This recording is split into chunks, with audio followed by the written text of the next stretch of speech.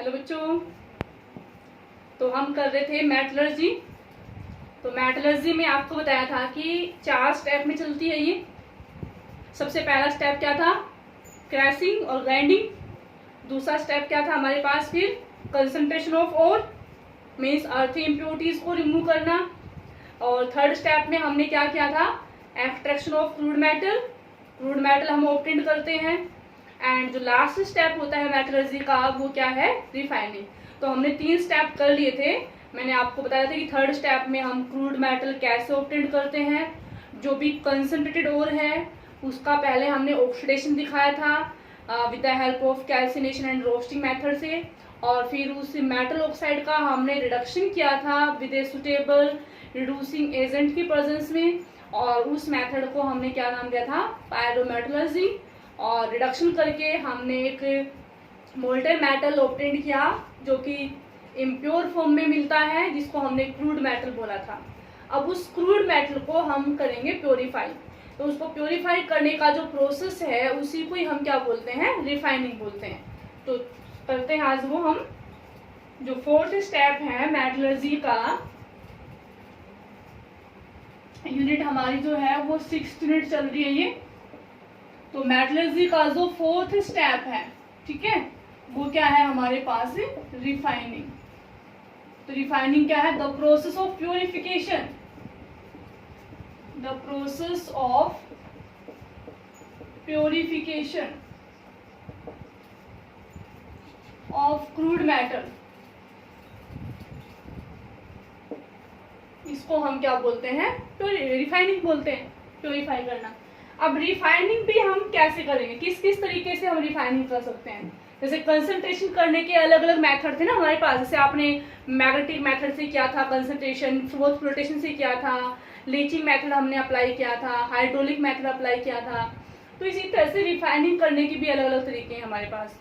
तो वही है जैसे हमने उसमें दिखा था कि इम्प्योरिटीज और जो हमारे पास और पार्टिकल्स हैं उनका नेचर कैसा है, उसी के बेस पे हम एक पर्टिकुलर मेथड यूज करते थे और को कंसंट्रेट करने के लिए। तो यहाँ पर भी प्योरिफिकेशन जो है क्रूड मेटल का, उसके लिए भी मेटल का नेचर कैसा है, जो भी हम मेथड अप्लाई कर रहे हैं उसका प्रिंसिपल क्या है, उसके बेस पे हम किसी भी पर्टिकुलर मेथड को पर्टिकुलर मेटल के लिए ही अप्लाई करेंगे एक मेथड को हम यहाँ पर। ठीक है, ऐसे नहीं कि किसी के लिए भी हम यूज कर सकते हैं। तो जो जो मेथड हमारे पास हैं, तो उनमें से जैसे मैं बता रही हूँ आपको, जैसे फर्स्ट मेथड हमारे पास है डिस्टिलेशन।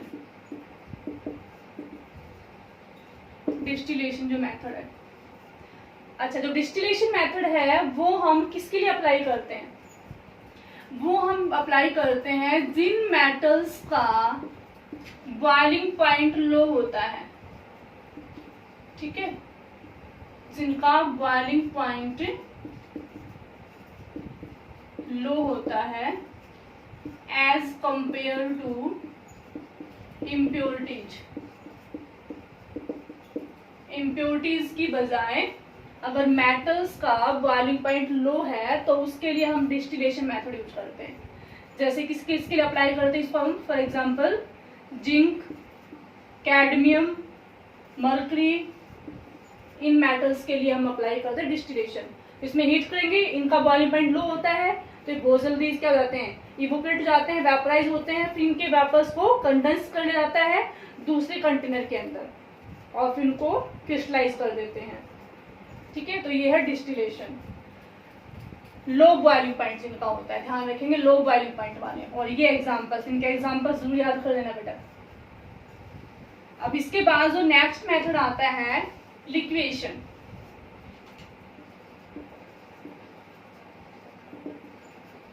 लिक्वेशन मेथड आता है दूसरा। लिक्वेशन किसके लिए अप्लाई करते हैं? Metals having low melting point, जिनका मेल्टिंग पॉइंट लो होता है as compare to impurities. Impurities की बजाय अगर मेटल्स का मेल्टिंग पॉइंट लो है तो उनके लिए हम लिक्वेशन मेथड यूज करते हैं। ठीक है, फॉर एग्जाम्पल हम यूज करते हैं इसको, जैसे टिन के लिए यूज करते हैं मीन्स एसन, एंड हम इसको पीबी के लिए यूज करते हैं, लेड के लिए। यूज करते हैं इनको, क्योंकि इनका जो मेल्टिंग पॉइंट है वो बहुत ही लो होता है। इसमें होता क्या है, एक फर्नेस होती है, उसके अंदर एक ऐसे स्लोपिंग हिर्ट बना होता है, एक ऐसे स्लोपिंग हिर्ट बना होता है ये, ठीक है। ये आउटलेट है इधर से। अब इस स्लोपिंग हिर्ट के ऊपर जो भी हमारे पास इम्प्योर मेटल जो है ना उसको रखेंगे। इसमें क्या है कि ये फर्नेस है तो हीटिंग तो होती रहती है ना, इसमें हीटिंग चल रही है ये, तो हीटिंग की वजह से अब ये इम्प्योर मेटल है, जैसे हम इस फर्नेस में डालेंगे स्लोपिंग हिल्स पे चलेगा तो इनका बॉइलिंग पॉइंट क्या है, लो है ना, तो थोड़ा सा हीट मिलते ही वो पिघल जाएंगे और मेल्ट होकर के वो नीचे आ जाता है मेटल, तो ठीक है, मेटल तो इसके ऊपर से नीचे आ जाएगा। और जो इम्प्योरिटीज है उनका मेल्टिंग पॉइंट क्या हाई है, तो वो इम्प्योरिटीज इस हिल्स के ऊपर रह जाती हैं, तो यहाँ पर मेटल तो बाहर निकल जाएगा ये प्योर मेटल जो है, और इम्प्योरिटीज जो है वो इसके ऊपर रह जाती हैं, क्योंकि इनका मेल्टिंग पॉइंट क्या है, हाई है, और हमने टेम्परेचर इतना ही किया है कि जो मेटल्स हैं वही मेल्ट होकर के नीचे आ सकें, ठीक है, तो वो नीचे आता है, इम्प्योरिटीज अलग आ जाती हैं, तो ये होता है लिक्विडेशन मेथड। इसके बाद फिर नेक्स्ट आता है हमारे पास जोन रिफाइनिंग। जो नेक्स्ट मेथड है जोन रिफाइनिंग, ये हम अप्लाई करते हैं किसके लिए, अप्लाई फॉर सेमीकंडक्टर्स। जो सेमीकंडक्टर्स हैं उनके लिए अप्लाई करते हैं, जैसे सिलिकॉन है, जर्मेनियम है, ठीक है, गैलियम है, इनके लिए अप्लाई करते हैं हम। अब इसमें होता क्या है, जोन रिफाइनिंग का जो प्रिंसिपल है वो क्या है कि जो इम्प्योरिटीज हैं, impurities are more soluble in molten form या molten state then solid form या सॉलिड स्टेट। जो इम्प्योरिटीज है वो मोल्टन फॉर्म में ज्यादा सोल्यूबल है as compare to solid state के बजाय। अगर ऐसा है तो हम ये जोन रिफाइनिंग वाला मेथड यूज करते हैं, और इन केसेस में ऐसा ही होता है कि इनकी जो इम्प्योरिटीज हैं वो मोल्टन फॉर्म में ज्यादा सोल्यूबल होती हैं as compare to solid form में। तो इससे हमें फायदा क्या होता है, क्या बेनिफिट मिलता है, ऐसे कैसे रिमूव करेंगे इसमें हम। तो इसके लिए क्या करते हैं, एक ये कंटेनर होता है इस तरह से, इसमें क्या होता है कि वो लगा देते हैं हम, इसमें हमने डाल दिया ये रोटेटिंग हीटर लगे होते हैं, इसमें ये हीटर लगे हुए हैं, मूवेबल हीटर है ये, ठीक है।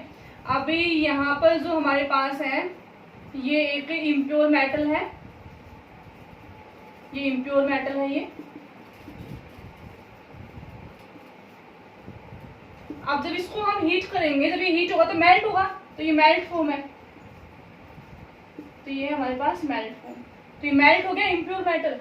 फिर इसको क्या कर लेते हैं, मेल्ट होने के बाद इसको हम क्रिस्टलाइज करते हैं, सोलिडिफाई करते हैं। तो जब सोलिडिफाई करेंगे ना तो जो मेटल पार्ट है, जो प्योर मेटल है वो तो सोलिडिफाई हो जाएगा, जो प्योर मेटल है वो तो ये आ गया सॉलिड फॉर्म के अंदर, और जो इम्प्योरिटीज है वो इस मेल्ट फॉर्म में यहीं पे रह जाती हैं, यहीं पे रह जाएंगी इम्प्योरिटीज।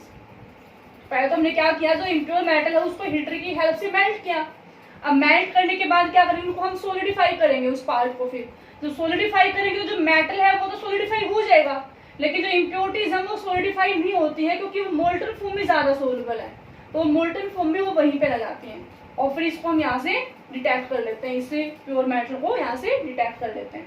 अच्छा, एक बात और यहाँ पर कि यहाँ पर इन्वायरमेंट हम जो क्रिएट करते हैं, जो एटमोस्फेयर हम क्रिएट करते हैं इस कंटेनर के अंदर, इस ऑपरेटर्स के अंदर, वो हम इनर्ट गैस यूज करते हैं। यहाँ पर इनर्ट गैस का एटमोस्फेयर यहाँ पे हम क्रिएट करते हैं, क्योंकि जो ये मेटल है इसका ऑक्सीडेशन ना हो, इसके ऑक्सीडेशन को रोकने के लिए, to prevent the oxidation of the metal, यहाँ पर हम एटमोस्फेयर कैसा क्रिएट करते हैं, इनर्ट एटमोस्फेयर क्रिएट करते हैं हम यहाँ पर, इसमें फिलअप करते हैं ये, ठीक है। तो ये है हमारे पास जोन रिफाइनिंग है ये।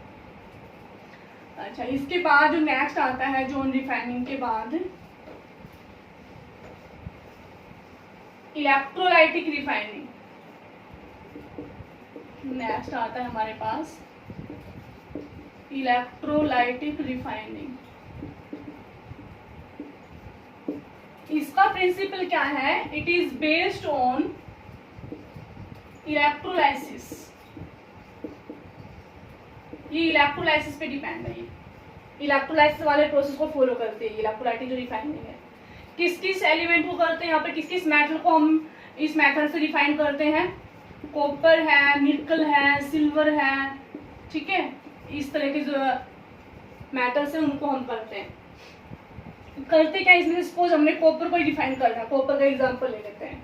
तो क्या करते हैं इसमें हम, जो इम्प्योर कॉपर है ना, यहाँ पर हम एक इलेक्ट्रोलाइटिक सेल बनाएंगे।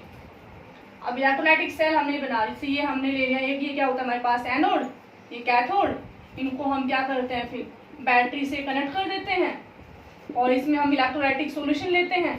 तो यहाँ पर एनोड कौन बनेगा, कैथोड कौन बनेगा, इलेक्ट्रोलाइटिक सॉल्यूशन क्या लेंगे वो देखना है हमें।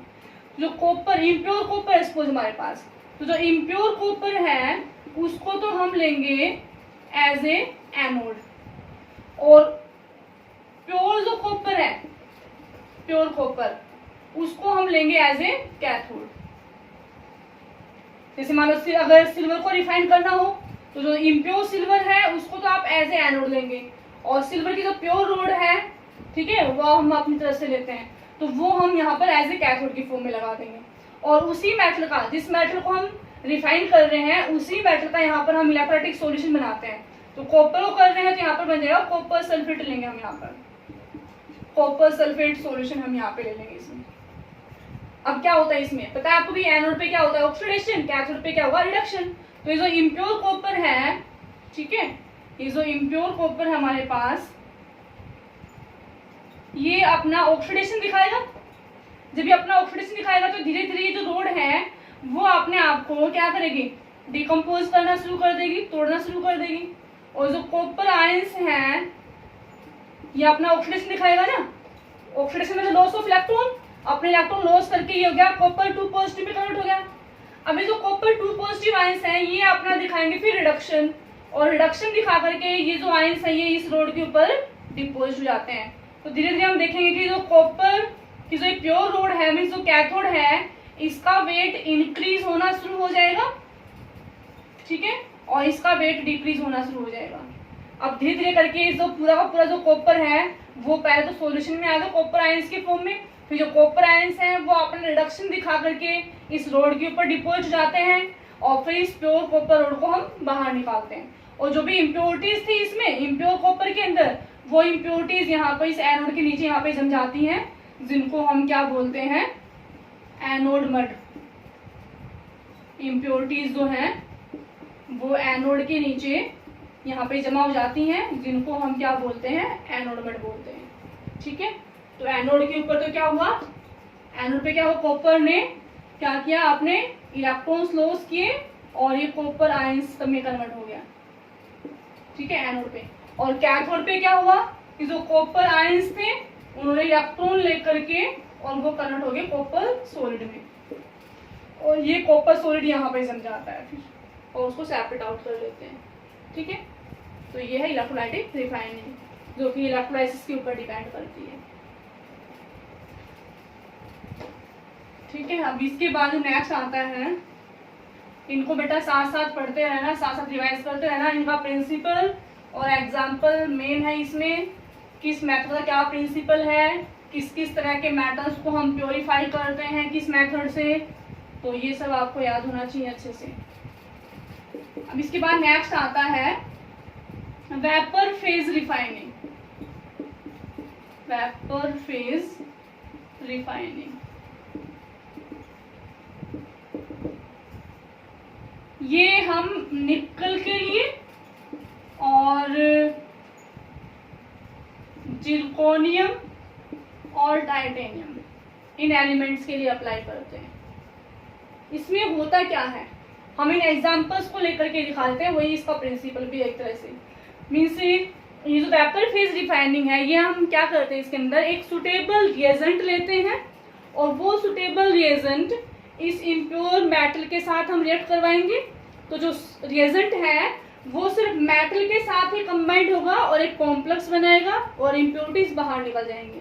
लेकिन हमें कॉम्प्लेक्स नहीं, प्योर मेटल चाहिए, तो क्या करते हैं, उस कॉम्प्लेक्स को हम फर्दर थोड़ा सा हाई टेम्परेचर पे हीट करते हैं तो वो डिकम्पोज हो जाएगा, प्योर मेटल अलग निकल जाएगा और जो हमने रिएजेंट लिया था वो अलग हो जाता है। ठीक है, तो इस रिफाइनिंग की दो कंडीशन है, क्या है कि जो कॉम्प्लेक्स बनता है वो वोलेटाइल कॉम्प्लेक्स होना चाहिए। ठीक है, जो कॉम्प्लेक्स है वो कैसा होना चाहिए, वोलेटाइल कॉम्प्लेक्स बनना चाहिए, मीन्स वो इजीली से ब्रेकअप हो जाना चाहिए। और दूसरा, जो हमने यहाँ पर जो सुटेबल रिएजेंट लिया है वो सिर्फ मेटल के साथ ही कंबाइंड हो, not with the impurities. Impurities के साथ कंबाइंड नहीं होना चाहिए, सिर्फ मेटल्स के साथ कंबाइंड होना चाहिए। तो दो इसकी कंडीशन है ये। तो निकल के लिए जो हम रिएजेंट यूज करते हैं, किस तरह से कॉम्प्लेक्स बनता है, उसी के हिसाब से निकल की रिफाइनिंग के लिए जो हम वेपर फेज रिफाइनिंग यूज कर रहे हैं उसी को फर्दर एक नाम दे दिया है तो ये वेपर फेज रिफाइनिंग ही है, लेकिन इसको नाम दे दिया मोन प्रोसेस। निकल की रिफाइनिंग के लिए जो हमने यूज किया है उसको ये स्पेशल नाम दे दिया था। तो यहाँ पर क्या करते हैं, निकल जो है इसको हम किसके साथ, CO के साथ, कार्बन मोनोऑक्साइड के साथ रिएक्ट करवाते हैं, कार्बोनाइल के साथ रिएक्ट करवाते हैं। तो ये बनाता है, पहले ये लो टेम्परेचर पे चलता है ये थोड़ा सा, तो ये बन जाता है कॉम्प्लेक्स एंड ये इम्प्योर को निकल हमारे पास, ये इम्प्योर है, ये एक सुटेबल रिएजेंट है, ये एक रिएजेंट है। तो ये बन जाता है NiCO4, ये कॉम्प्लेक्स बन जाता है, प्लस इम्प्योरिटीज बाहर निकल जाएंगी पहले स्टेप में, ये पहला स्टेप चलता है इसमें। फिर दूसरे स्टेप में क्या होता है कि जो कॉम्प्लेक्स है ये कैसा है, ये वोलेटाइल होना चाहिए ना, तो यहाँ पर ये वोलेटाइल होता है, मीन्स ये इजिली से डिकम्पोज जाता है, इसका जो बॉइलिंग पॉइंट है वो बहुत ही कम होता है। तो ये जो कॉम्प्लेक्स है इसको जब हम थोड़ा सा हाई टेम्परेचर देंगे तो हाई टेम्परेचर पे ये अपने आप को डिकम्पोज कर देगा, Ni अलग हो जाएगा और CO अलग हो जाएगा। इसको बैलेंस कर देंगे हम, तो यहाँ पर जो निकल हमें मिलेगा ये क्या है, प्योर है। ठीक है, इसी तरह से हम दिखाते हैं जिरकोनियम और टाइटेनियम के लिए भी, लेकिन वहां पर रिएजेंट जो है वो अलग यूज करते हैं और रिएजेंट अलग होने की वजह से हमने उस प्रोसेस का नाम थोड़ा सा बदल दिया है तो ये वेपर फेज रिफाइनिंग ही, लेकिन यहाँ पर किस मेटल के लिए आपने यूज किया ना उसके लिए पर्टिकुलर नाम दिया हुआ है। निकल के लिए इसी को हम मोन प्रोसेस बोलते हैं, जिरकोनियम और टाइटेनियम के लिए हम इसको क्या बोलते हैं, वैन आल्कल मेथड, वैन आल्कल मेथड बोलते हैं। तो मैं एक का दिखा देती हूँ, जिरकोनियम का, टाइटेनियम का दिखा देती हूँ, दोनों का सेम आएगा। दोनों के अंदर, जिरकोनियम और टाइटेनियम दोनों के अंदर जो है हम जो रिएजेंट यूज करते हैं वो आयोडीन का यूज करते हैं। तो आयोडीन के साथ कंबाइंड होकर के लो टेम्परेचर पे पहले ये कॉम्प्लेक्स बनेगा। यहाँ पर जो मेटल है वो कैसा है, इम्प्योर है, ये कॉम्प्लेक्स बना TiI4 का, बैलेंस कर देंगे इसको, ये प्लस में यहाँ पर इम्प्योरिटीज निकल जाएंगी। ठीक है, ये बन गया हमारे पास एक कॉम्प्लेक्स। अब इस कॉम्प्लेक्स को क्या करेंगे, थोड़ा सा हाई टेम्परेचर दे करके ब्रेक कर देंगे। तो एट द हाई टेम्परेचर ये ब्रेक हो जाएगा, टाइटेनियम अलग हो गया और आयोडीन जो है वो अलग हो गया। तो यहाँ पर जो ये मेटल हमें मिला ये कैसा है, प्योर है। सेम आप यहाँ पर जिरकोनियम के लिए अप्लाई करेंगे, यही आयोडीन हम यूज करते हैं, इसमें भी जो रिएजेंट है वो आयोडीन यूज करते हैं। इसी तरह से कॉम्प्लेक्स बनेगा, फिर उस कॉम्प्लेक्स को तोड़ देंगे। तो ये हमारे पास होती है वेपर फेज रिफाइनिंग। तो वेपर फेज रिफाइनिंग में ही ये फर्दर दो मेथड है, दो स्टेप है। निकल के लिए मोन प्रोसेस यूज करते हैं, वैन आल्कल मेथड हम टाइटेनियम और जिरकोनियम के लिए यूज करते हैं। तो ध्यान रखना, ये पूछ रहे थे कि निकल जो है वो किस मेथड से करते हैं, या जो मोन प्रोसेस है उसको हम किस मेटल की रिफाइनिंग के लिए यूज करते हैं, जिरकोनियम को किस जो है उसको किस रिफाइनिंग से हम प्योरीफाई करते हैं, किस मेथड से प्योरीफाई करते हैं, ऐसे करके क्वेश्चन पूछ लेते हैं इसमें। ठीक है, तो ये हो गया हमारे पास वेपर फेज रिफाइनिंग। अब इसके बाद जो है, इसके बाद हमारे पास जो आता है क्रोमेटोग्राफी। जो नेक्स्ट है हमारे पास क्रोमेटोग्राफी। जो क्रोमेटोग्राफी है इसका प्रिंसिपल क्या है कि हम ये देखते हैं कि कौन सा सब्सटेंस जो है उसकी जो एब्जॉर्बिंग जो पावर है वो कितनी है। तो जिनकी एब्जॉर्बिंग जो पावर है ना, उनका जो एक्सटेंट है, एब्जॉर्प्शन का जो एक्सटेंट है वो डिफरेंट होना चाहिए। मतलब किसी की एब्जॉर्बिंग पावर ज्यादा होनी चाहिए तो दूसरे वाले कंपोनेंट की लो होनी चाहिए।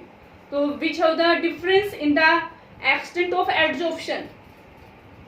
इम्प्योरिटीज और मेटल्स जो हैं उनका जो एक्सटेंट है एब्जॉर्प्शन का वो डिफरेंट होना चाहिए, तब हम ये क्रोमेटोग्राफी का मेथड यूज करते हैं, अदरवाइज नहीं कर पाएंगे इस मेथड को।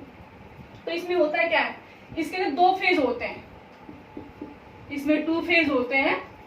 इसके अंदर कौन कौन से, एक होता है स्टेशनरी फेज और एक होता है मोबाइल फेज। अच्छा, मैंने कहा कि ये जो मेथड है वो किस प्रिंसिपल पे काम करता है कि इम्प्योरिटीज और मेटल की जो एक्सटेंट ऑफ एब्जॉर्प्शन है वो डिफरेंट होना चाहिए। तो एब्जॉर्प्शन ध्यान है आपको, सरफेस केमिस्ट्री में आपने पढ़ा था कि एब्जॉर्प्शन, तो एब्जॉर्प्शन जो है किसी भी सब्सटेंस का आप करवाते हैं तो किस पे होगा, वो एब्जॉर्बेंट के ऊपर होगा ना। तो यहाँ पर हम क्या करते हैं, जो एब्जॉर्बेंट जो हम यूज करते हैं वो हमारा किस में आता है, स्टेशनरी फेज में आता है। जो एब्जॉर्बेंट है, जो हम यहाँ पर एब्जॉर्बेंट यूज करेंगे वो हमारा आएगा स्टेशनरी फेज में। और जो हमारे पास इम्प्योर मेटल है उसका हम सस्पेंशन बनाते हैं, सस्पेंशन ऑफ इम्प्योर मेटल, वो हमारा आता है मोबाइल फेज के अंदर। में इसमें क्या करते हैं, एक ये फनल टाइप कंटेनर होता है हमारे पास इस तरह से, ये नीचे आउटलेट है, यहाँ पर ये बाल लगा होता है। तो इसके अंदर जो है ना ये एब्जॉर्बेंट लगे होते हैं, ये कंपार्टमेंट से बने, इनमें एब्जॉर्बेंट है, ठीक है। और जैसे हम जो सस्पेंशन डालते हैं, यहाँ से सस्पेंशन डालेंगे तो जो ये इम्प्योरिटीज होती है ना, इनकी जो एब्जॉर्बिंग जो पावर है वो ज्यादा होती है एज कम्पेयर टू मेटल्स। इससे जो मेटल्स हैं, मेटल तो मेल्ट होकर के मतलब यहाँ से निकल करके नीचे आता है, और जो इम्प्योरिटीज हैं वो एब्जॉर्बेंट के ऊपर जो है वो एब्जॉर्ब हो जाती हैं, क्योंकि उनकी जो एब्जॉर्बिंग पावर है वो ज्यादा होती है, तो वो एब्जॉर्ब हो जाती हैं। और जो मेटल है उसकी एब्जॉर्बिंग पावर कम है तो वो एब्जॉर्ब नहीं हो पाते अच्छे से और वो नीचे निकल आते हैं, तो उनको हम यहाँ से सेपरेट आउट कर देते हैं। फिर ये मेटल जो है, प्योर मेटल बाहर निकल आता है, इम्प्योरिटीज इसमें रह जाती है अंदर। तो इस तरह से हम ये जो क्रोमेटोग्राफी है ये वाला मेथड हम यूज करते हैं इस तरह से, ठीक है। तो ये हो गया हमारे पास जो 4th स्टेप है, रिफाइनिंग वाला हो गया है ये। तो रिफाइनिंग के हमने तरीके कर लिए हैं, तो चारों स्टेप हो गए हैं मेटलर्जी के। और इसके बाद जो है हम आगे करेंगे कि कुछ एग्जांपल्स हमारे पास, जैसे आयरन का, कॉपर का, जिंक का, इनके एक्सट्रैक्शन का जो पूरा जो स्टेप है, पूरा एक्सप्लेनेशन जो है हर एक आइटम इसका, एलिमेंट्स का, तो उसको एक्सप्लेन करना है आगे इसके बाद में सिलेबस में। तो वो हम 1 by 1 कल करते हैं, ठीक है। तो इसको आप पढ़ते रहना, साथ साथ रिवाइज करते रहना। Okay, bye, take care.